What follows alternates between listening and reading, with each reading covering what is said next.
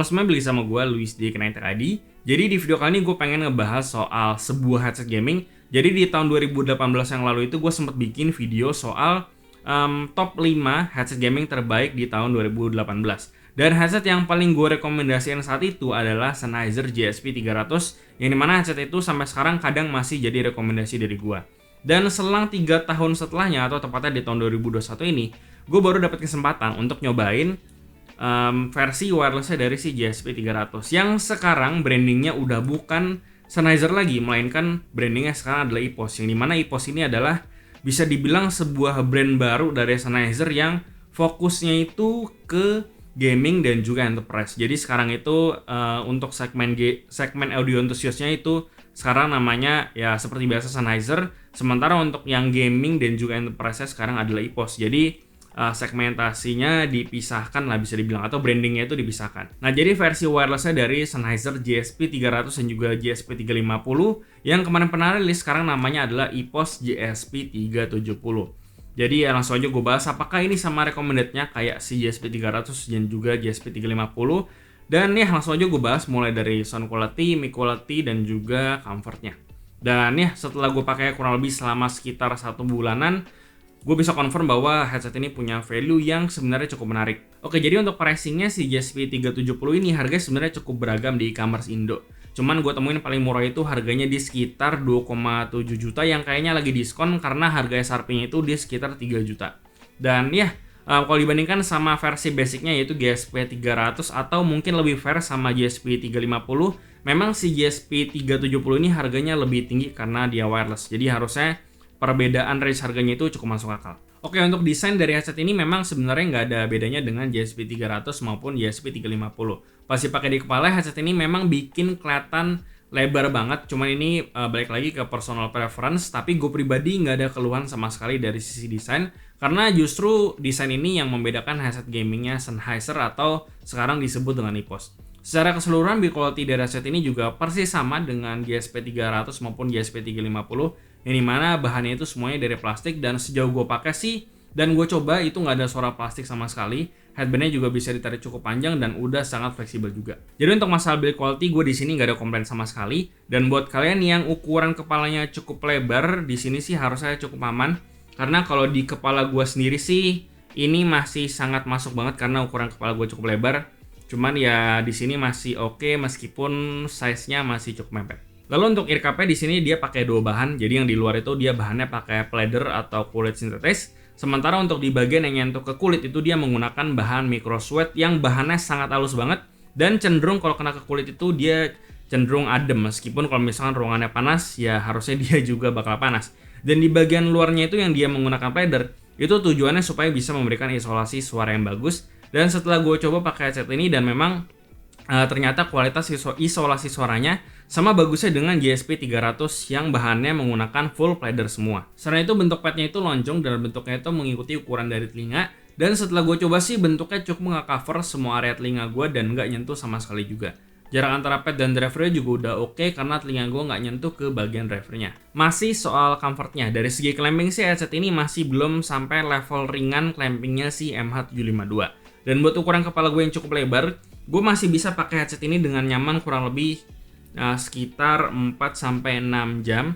Dan baru setelah di atas 6 jam, dan 6 jam itu nonstop, jadi di atas 6 jam itu baru kepala gue mulai kerasa agak kurang nyaman.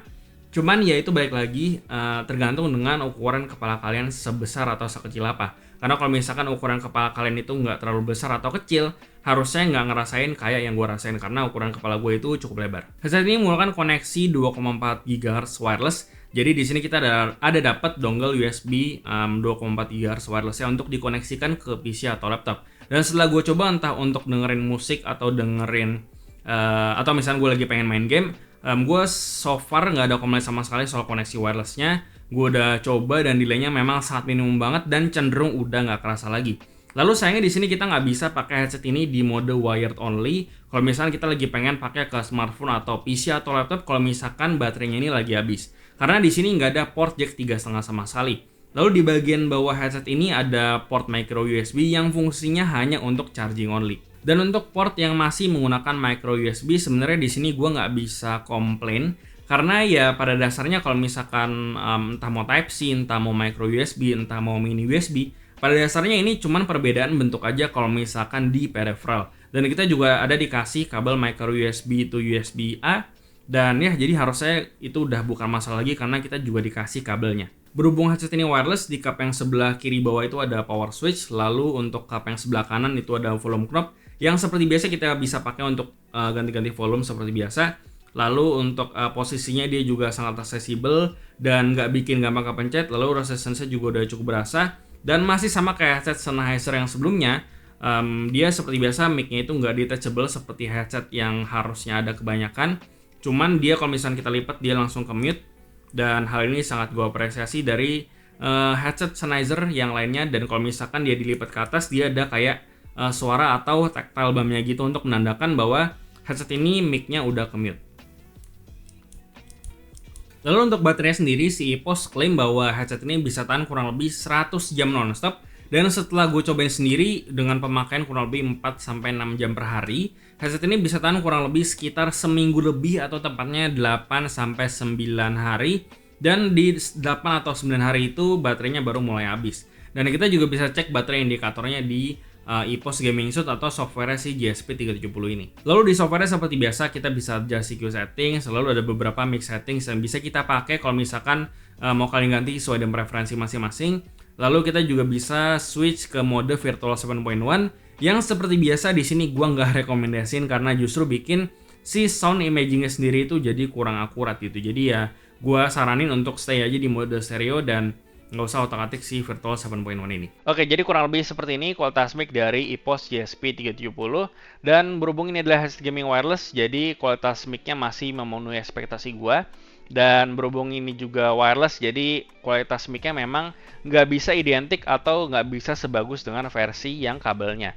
Jadi di sini gue cukup paham, dan buat kalian penasaran sama kualitas mic-nya atau perbandingan kualitas mic-nya dengan headset lain, kalian bisa nonton aja di card yang ada di atas ini, kalian bisa nonton aja di sana. Dan coba kasih tau gimana pendapat kalian soal kualitas mic dari EPOS GSP370 ini di kolom komentar di bawah.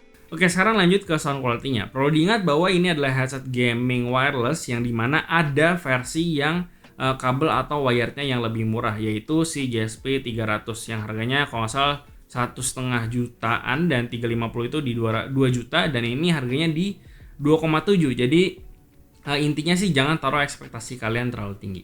Oke, jadi untuk sound signature-nya ini bisa dibilang identik banget dengan GSP300 dan juga GSP350. Ini mana dia ini sebenarnya cenderung netral, tapi dia itu nggak netral banget kayak si Blazer V2 Pro yang waktu itu pernah gue review. Nah, bisa dibilang si GSP370 ini punya bass yang kuantitasnya lebih besar, atau bisa dibilang dia ini lebih warm suaranya. Lalu untuk dari sisi mid atau vokalnya itu dia cenderung lebih mundur dibandingkan dengan Blazer V2 Pro, cuman nggak sampai bikin suaranya jadi madi. Lalu untuk high-nya dia cenderung biasa aja, nggak ada yang spesial. Lalu untuk mid dan juga high-nya nggak ada yang harus sama sekali, nggak ada yang nusuk, jadi nggak kerasa kasar di telinga dan nggak nusuk di telinga juga. Lalu untuk genre apa yang cocok? Untuk genre yang cocok, harusnya semua genre lagu itu bakalan masuk di headset ini, kecuali mungkin lagu-lagu yang membutuhkan bass atau speed bass yang cepat kayak lagu-lagu rock atau lagu-lagu metal. Jadi untuk selebihnya kayak lagu pop, jazz dan segala macam harusnya ini genrenya masih masuk. Lalu untuk clarity sendiri ini cukup oke, bisa dibilang. Lalu untuk resolusi atau degradasi resolusi dari wired ke wireless ini gue bisa sangat menerima banget dari perbedaan harganya. Lalu untuk soundstage-nya dia nggak terlalu jauh dan nggak terlalu dekat juga. Dan untuk masalah imaging-nya sendiri sih ini udah sangat akurat banget. Jadi kalian udah bisa dengerin suara arah musuh dari mana, footstep, dan juga suara tembakan arah yang dari mana. Dan itu juga semua udah bisa didengerin dengan akurat di headset ini. Dan berhubung dia sound signature-nya nggak harsh sama sekali, jadi segala suara yang terdengar pecah atau suara yang kayak tembakan dan apapun yang nusuk di telinga itu sangat bisa dibilang tuningan dari headset ini sangat pas banget, sehingga suara-suara yang kayak tadi itu nggak kasar di headset ini. Dan itu adalah sebuah hal yang gue ekspektasikan dari si EPOS atau Sennheiser ini. Dan bisa dibilang secara overall tuningannya udah sangat oke banget, dan dari sisi sound quality gue udah sangat puas banget. Oke, jadi untuk kesimpulannya bisa dibilang gue sangat mudah banget untuk bisa merekomendasikan si EPOS GSP370 ini. Karena pada dasarnya headset ini adalah GSP350 atau GSP300 yang waktu itu sempat menang di 5 headset terbaik di 2018 yang waktu itu sempat gue bikin. Meskipun dia wireless, tapi degradasi dari sisi sound quality-nya bisa dibilang cukup minimum dan gue bisa sangat terima banget.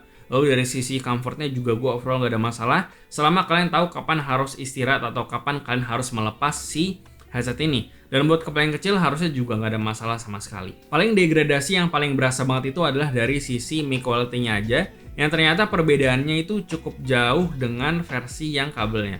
Cuman dari semua headset gaming yang pernah gue review dan gue punyain, tantangan terberat dari sebuah headset gaming wireless itu adalah dari sisi mic quality-nya aja yang susah untuk ngejar ke versi yang kabelnya.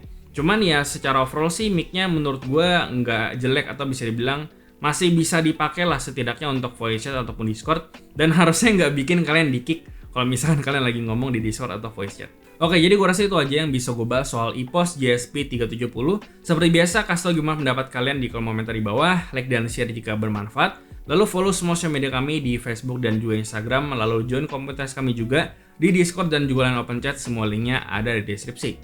Dan terakhir jangan lupa untuk subscribe Wulish dari Kenang Tech ID. Sampai jumpa di video berikutnya.